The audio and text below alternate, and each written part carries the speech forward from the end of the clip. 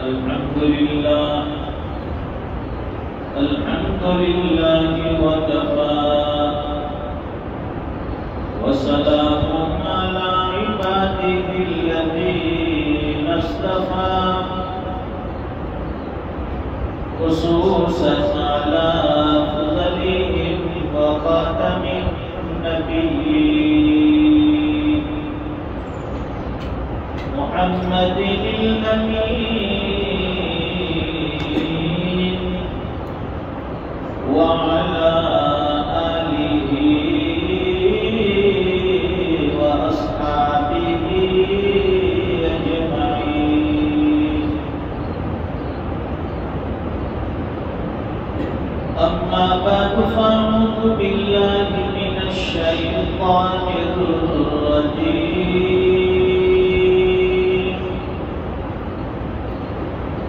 بسم الله الرحمن الرحيم.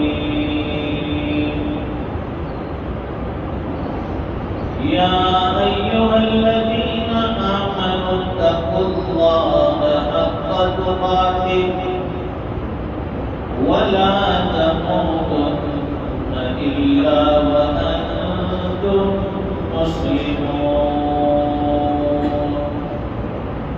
صدق الله العظيم.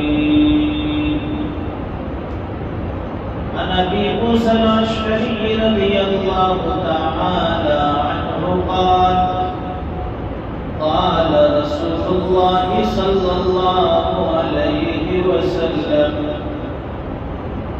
المسلم من سلم المسلمون من لسانه ويده. صدق رسوله النبي الأمي الحبيب الكريم.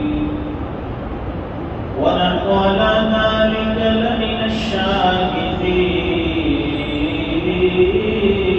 والشاكرين والحمد لله رب العالمين. ایک مرتبہ درود پاک پڑھیں. اللهم صل على سيدنا ومولانا محمد وعلى آل سيدنا محمد وبارك وسلم. بزرگوں دینی بھائیوں، اللہ تعالیٰ نے بہت قیمتی زندگی ہمیں عطا فرمائی اور اس سے بھی قیمتی چیز ایمان جیسی عظیم دولت اور نعمت عطا فرمائی بغیر کسی محنت کے، بغیر کسی مشقت کے. اللہ نے ایمان والے کے گھر میں پیدا فرمایا، یہ اس کا احسان تھا. پھر ایمانی ماحول عطا فرمایا، یہ اس کا اور بھی بڑا احسان تھا. دنیا میں کروڑوں کی تعداد میں انسان آباد ہیں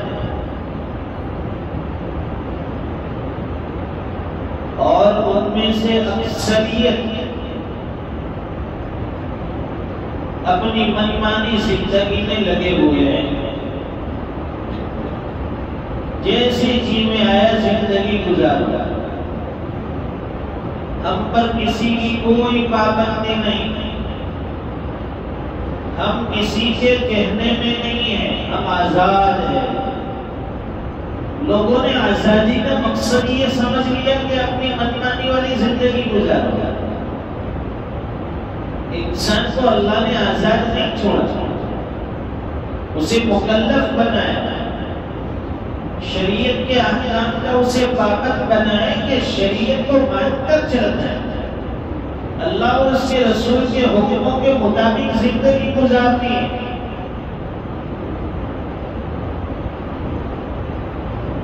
وقت پر نماز کی پابندی، وقت پر حقوق العباد کی پابندی،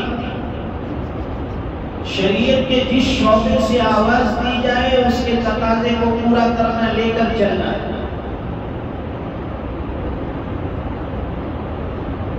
حضور پاک صلی اللہ علیہ وسلم نے ہمیں زندگی گزار کا بتا دیا۔ پچھلی جمعہ میں جو حدیث شریف آپ کی خدمت میں پیش کی،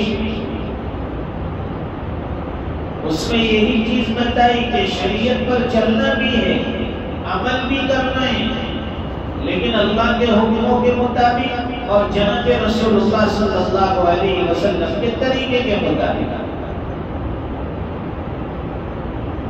ایسا نہیں ہے کہ جب جی میں آیا تو عبادت کر لی، جب جی میں آیا یہ کر لیا، جب جی میں آیا وہ کر لیا۔ شریعت کون سے وقت پر ہمیں کس چیز کا حکم دیتی ہے، اس کا خیال رکھا جائے۔ تو پچھلی جمعہ میں یہ بات عرض کی تھی کہ بھئی نماز ایک بہت بڑی عبادت ہے، افضل عبادت ہے۔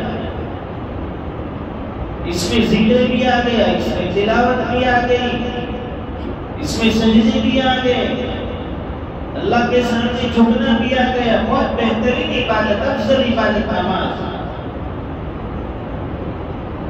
اور پھر جماعت کی پابندی کہ بھئی نماز جماعت سے ادا کی جائے، مردوں کے لیے حکم ہے۔ جماعت کی نماز کی افضلیت بغیر کسی عذر کے جماعت چھوڑنا جائز نہیں ہے۔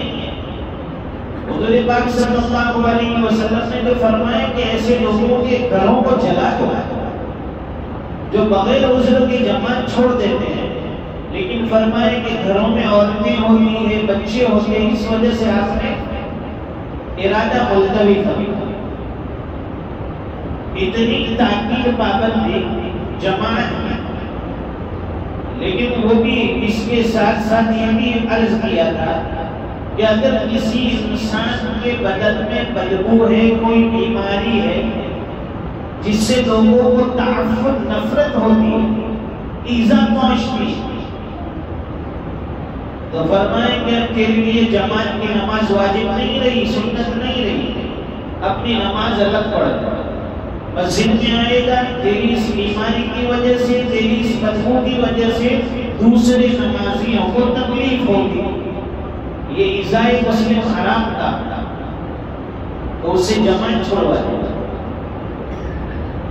اسی طرح باڈی میں کہیں بھی بدبو ہے، گندگی ہے، کچا پیاز کھا لیا، کچی لہسن کھا لی، اب اس کی بدبو منہ میں رہ گئی، اور ایسے میں آ کے نماز میں شریک ہوا، اب دوسرے لوگوں کو تکلیف ہوئی، تو فرمائے کہ گندے کو لے کر مسجد میں مت آیا تھا۔ ایسے لوگوں کو بھی مسجد میں آنے سے روکا گیا جو صفائی نہیں کرتے، اور فرمائے کہ مسجد میں نماز پڑھ رہے بہت اچھی عبادت ہے، ماشاءاللہ صف اولیٰ کے پابند ہیں، پہلی صف میں نماز پڑھ لیتے ہیں، بہت اچھی عبادت ہے۔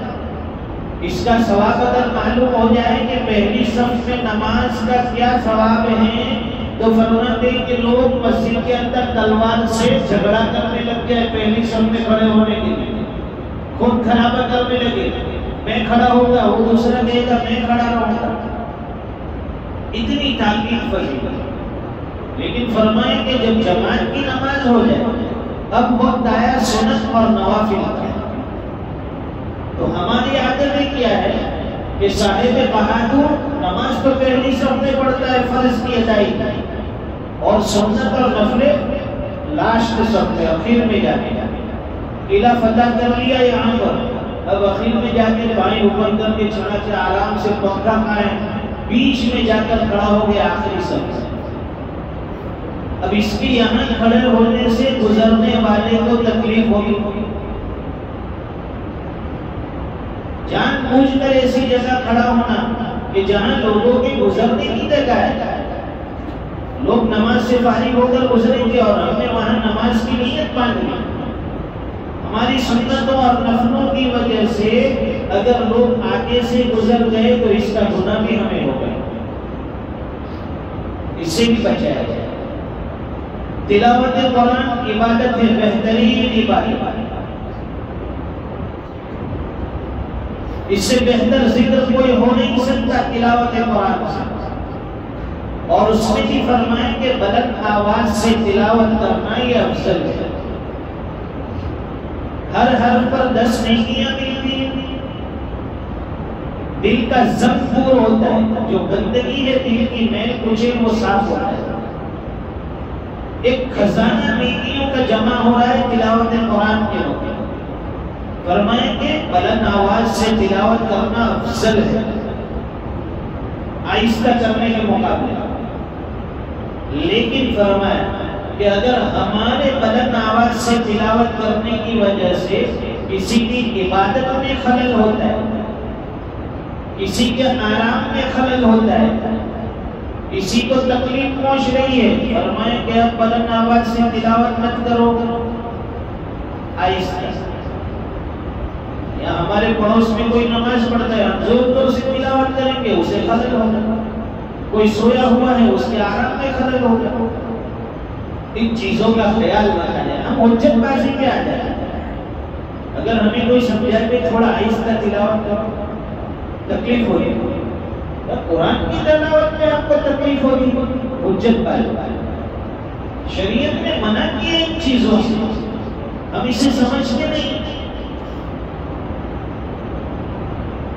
دیکھیے حضور پاک صلی اللہ علیہ وسلم تہجد کے لیے بیدار ہوتے ہیں، آپ پر تہجد واجب فرض تھی، امت پر نہیں۔ یہ 5 وقت کی نہیں پڑھ سکتے، اگر تہجد فرض کرتے تو کیا حال ہوتا ہے؟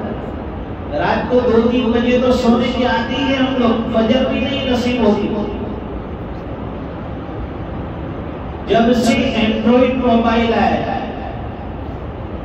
یہ مصیبت واٹس ایپ، یوٹیوب، فیس بک، انسٹاگرام، جب سے یہ مصیبت آئی ہے جوانوں کی راتیں موبائل میں نظر ہو گئی، ہمارا جوان تباہ ہو گیا اس کے پیچھے۔ بھائی رات کو سو جاؤ، 2 GB 2.5 GB اس کا کوٹا جو ہے وہ پورا کرنا ہے، جب تک پورا نہیں کرے گا 1 بجے کا 2 بجے کا سوئے گا نہیں، اور راتیں برباد۔ تو پھر تہجد کی توفیق کہاں سے ہوگی؟ پھر وہ جوان فجر کی نماز میں کہاں سے آئے گا؟ یہ گھر گھر کا رونا ہے، ہر مسجد کا رونا ہے، جوان نمازوں میں غائب، فجر کی نماز میں بوڑھے نظر آئیں گے۔ بھئی جوان کہاں گیا؟ رات کو 1 بجے 2 بجے 3 بجے 4 بجے سوتا ہے۔ اتنے جوانوں کو ہم نے اپنی آنکھوں سے دیکھا کہ جس وقت فجر کے لیے ہم مسجد پہنچ رہے اور ہمارا جوان چوراہے پر بیٹھا ہے، نکڑوں پر بیٹھا ہے، کرسیوں پر بیٹھا ہے۔ لوگ نماز کے لیے مسجد کی طرف جا رہے ہیں اور یہ بہادر گھر میں جا رہے ہیں سونے کے لیے۔ جب ہماری صبح ہوتی ہے ان کی رات ہوتی ہے، پھر کہاں کامیابی ملے گی؟ پھر پریشانیاں ہمارا دامن کیسے چھوڑے؟ ضرورت ہے اس بات کی دوستوں کہ اللہ نے جو چیز انسان کو استعمال کی دی ہے اسے ضرورت کے وقت استعمال کیا جائے۔ 2 GB کا مطلب یہ نہیں کہ اس کو پورا ہی کرنا ہے، نہیں کریں گے تو وہ امبانی والے اور جیو کمپنی والے آپ کا مقدمہ دائر کریں گے، کیس کر دیں گے، ایسا نہیں ہے۔ رات کو جلدی سونے کی عادت ڈالو، صبح میں جلدی اٹھنا سیکھو۔ فرماتے ہیں کہ جو قوم سورج کے نکلنے سے پہلے بیدار ہو جاتی ہے وہ دنیا پر راج کرتی ہے، حکومت کرتی ہے۔ ایک دور تھا کہ صبح تہجد کے وقت کسی بھی مسلمان کے محلے سے گلیوں سے گزرتے چلے جاؤ، قرآن کریم کے ہمہمے اور زمزمے کی آواز آتی ہے۔ لوگ تہجد میں کوئی اللہ کے سامنے رو رہا ہے، کوئی ذکر میں مشغول ہے، کوئی تلاوت قرآن میں مشغول ہے، ایسی میٹھی میٹھی آوازیں گلیوں سے محلے سے آ رہی ہیں۔ آج وہ نورانی ماحول ختم ہو گیا، ہمارا جوان دیوانہ بن گیا موبائل کا، اپنی جوانی کو گنوا رہا ہے، اپنی جوانی کو برباد کر رہا ہے۔ تو فرمائے کہ دیکھیے ٹیلی فون پر لمبی بات کرنا یہ بھی ایذائے مسلم ہے۔ ہم بغیر سنے دھڑا دھڑ فون کر دیتے ہیں، رات کو 1 بجے 2 بجے، کئی مرتبہ ہمارے اوپر بھی فون آتے رات کو 2 بجے 2:30 بجے 2:30 بجے، اٹھا لیا فون، بھائی کیا ہوا؟